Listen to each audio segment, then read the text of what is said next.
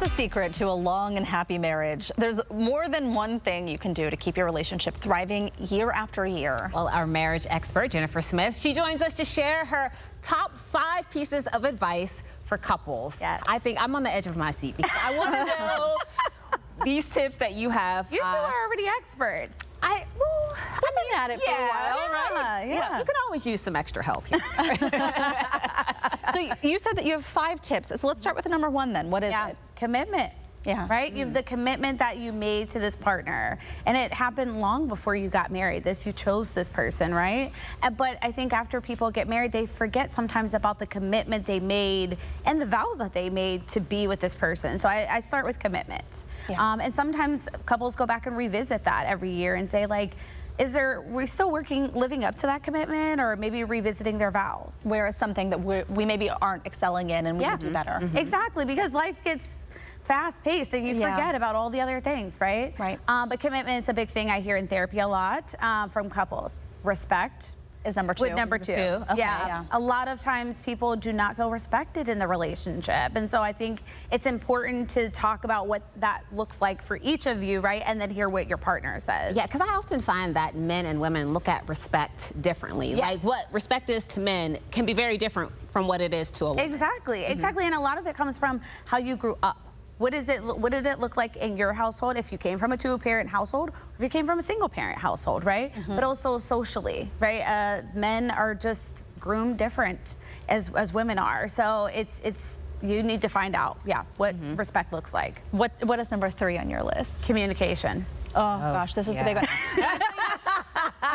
I will say, like, my husband and I are very good at communicating with each other. We are kind of, though, in the throes of young children. And so whenever the 2 of us happen to be in the room at the same time, we have 3 little people who are throwing us a million requests, conversations, getting in the middle of it. So we have found that communication is an area that we struggle in right now just because of where we are in life. Yeah.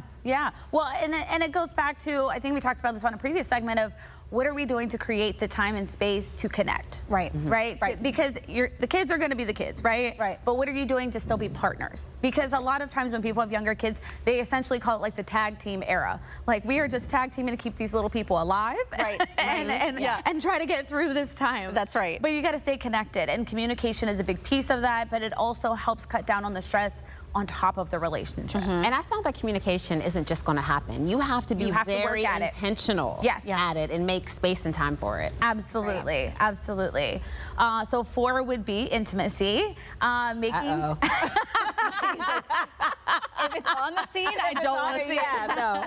I'm talking about all forms of intimacy, okay? I'm talking about emotional, mental, physical intimacy, sexual intimacy. All of that is important because those also go back to the commitment. Right? Those are the things that you really enjoyed about this partner at some point, right? But you still have to continue to grow, nurture it, and really allow each other to be heard and seen in those different ways. Well, and I know, again, going back to having kids, this can also be a time where that starts to go down because, again, it's just managing the daily tasks and the life and keeping up with everybody else's needs. So this can be a big area of strain for couples. Absolutely, absolutely. And I think, again, people don't make the time to have these conversations, and that's how it gets lost. You have to make the time. And what's the last one? Time. Oh, time. Time is a big one. And I think when I was doing a lot of research, a lot of people didn't mention that. But as I've been a couples therapist for 12 years, that is the number 1 thing that comes up, is like, we just don't have time for each other. We'll get it next year, or we'll take this trip. You have to make the time right now. No matter if it's 2 hours during the week, or you're like, let's go for lunch, let's meet, let's do something, right? You got to do it. You have to make the time. If you really want this marriage to work and you really like the person that you're married to, then you have to create the time. That's right. Nobody's going to do it for you. Good tips. 2 hours can make a big difference. That's too. Absolutely. Thank you so much. Thank you. For more information and relationship advice, you can check out Jenifer's Instagram. We're also going to have a link on our website, kdka.com/talkpittsburgh.